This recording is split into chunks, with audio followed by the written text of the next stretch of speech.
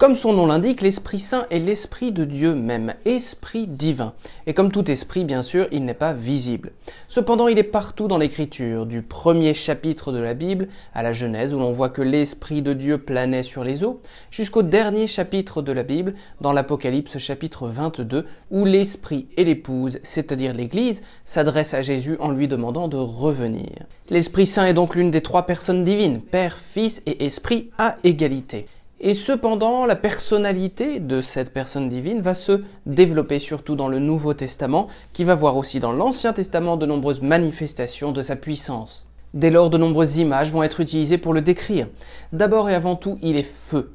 Il est feu qui éclaire l'âme et qui la réchauffe, qui la guide sur les chemins des ténèbres. On voit la présence de ce feu dans le buisson ardent, bien sûr, mais aussi et surtout à la Pentecôte. Une autre image récurrente est celle de l'eau, bien sûr, l'eau qui désaltère, l'eau qui purifie, l'eau qui guérit et fait grandir la vie. On pense tout de suite à l'eau du baptême, bien sûr, mais dans l'Écriture, il y a l'eau qui sort du côté du temple et qui sort du côté du Christ lui-même. Ces sources d'eau vive dont le Seigneur nous dit qu'elles viendront purifier et désaltérer pour toujours ceux qui voudront bien y puiser. D'autres images sont récurrentes, bien sûr. D'abord le souffle divin, le rouar hébreu, qui vient précisément rendre à l'âme son oxygène, qui porte la parole puissante de Dieu de façon invisible et imprévisible. Il est aussi la nuée lumineuse, ce mélange de ténèbres et de lumière, de feu et d'air. D'autres images, plus matérielles cette fois, sont présentes dans l'Écriture. La colombe en est un exemple fameux, qui représente la liberté, la pureté, la rapidité et puis bien sûr l'amour et la paix. Et c'est l'Évangile selon saint Jean qui va nous donner le plus de vocabulaire. L'Esprit Saint est le paraclet, c'est-à-dire le défenseur devant Dieu et devant le mal. Il est aussi le don, l'amour, la grâce, la force de Dieu. Progressivement, la tradition dans l'Église va venir exploiter et expliciter toute cette richesse de l'Écriture. Et à partir du milieu du IVe siècle, on se posera de grandes questions sur la personne de l'Esprit Saint jusqu'à ce concile de Constantinople I en 381 qui va affirmer haut et fort sa divinité. Inséparables entre elles, chaque personne a pourtant sa propriété.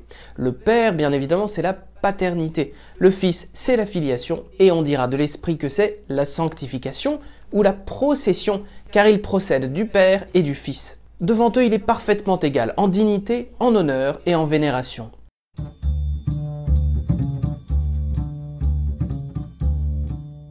Parce qu'on ne connaît pas très bien l'Esprit Saint, on a parfois l'impression que l'on peut s'en passer.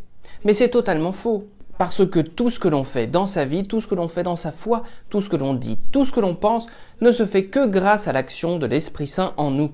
Il nous pousse à la prière et nous y maintient. Il est présent dans tous les sacrements. Il nous accompagne et nous éclaire quand nous lisons la Bible. Il nous protège du mal et des tentations. Il inspire tout homme, travaille sa conscience et le tourne vers le bien. Il fait croître l'amour en nous et favorise l'unité entre tous les hommes. Il guérit, console, défend, accompagne, sanctifie et tourne vers la mission. Et pour cela, il suffit que nous lui ouvrions notre cœur.